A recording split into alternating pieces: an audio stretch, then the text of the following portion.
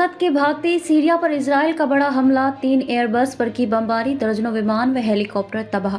Israel ने बशर अल असद के देश से भागने के बाद सीरिया पर बड़ा हमला किया। जानकारी के मुताबिक इजराइल ने हवाई हमले में सीरियाई सेना के 3 प्रमुख एयरबेस को निशाना बनाया है। बमबारी में दर्जनों हेलीकॉप्टर और जेट विमान को नुकसान पहुंचा है।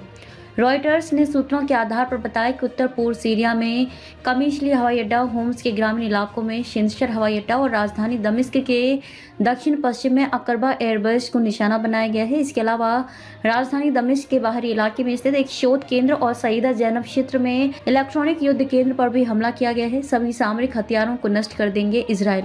इजरायली अधिकारियों ने सोमवार को कहा कि इजराइल सीरिया के उन्नत अधिकारों के भंडार पर हवाई हमले बढ़ाएगा और जमीन पर सीमित अन्य मौजूदगी को बनाए रखेगा ताकि बशर अल असद के तख्तापलट के बाद पैदा होने वाले किसी भी खतरे को रोका जा सके। इजरायली प्रधानमंत्री बेंजामिन नेतन्याहू ने अपने कार्यालय में देर रात प्रेस कॉन्फ्रेंस में कहा कि हम सीरिया में नई स्थिति के बाद अपनी सुरक्षा सुनिश्चित करने के लिए सभी आवश्यक कदम उठाएंगे।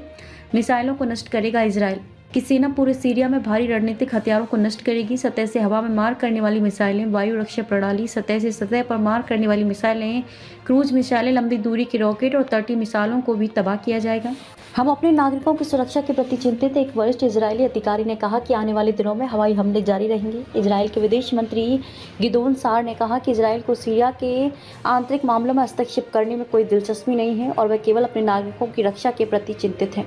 बफर जोन में घुसी इजरायली सेना। विदेश मंत्री ने कहा कि हम रणनीतिक हथियार प्रणालियों और बचे हुए रासायनिक हथियारों व लंबी दूरी की मिसाइलों, रॉकेटों को तबाह कर रहे हैं। इसका उद्देश्य यह है कि ये खतरनाक हथियार चरमपंथियों के हाथों में न लगे। इस बीच इजराइल की सेना ने गोलान हाइट्स पर सीरिया की सीमा पर लगी बारूदी सुरंग को हटा दिया है। इसके अलावा सीरिया के बफर जोन में इजराइल की सेना घुस चुकी है।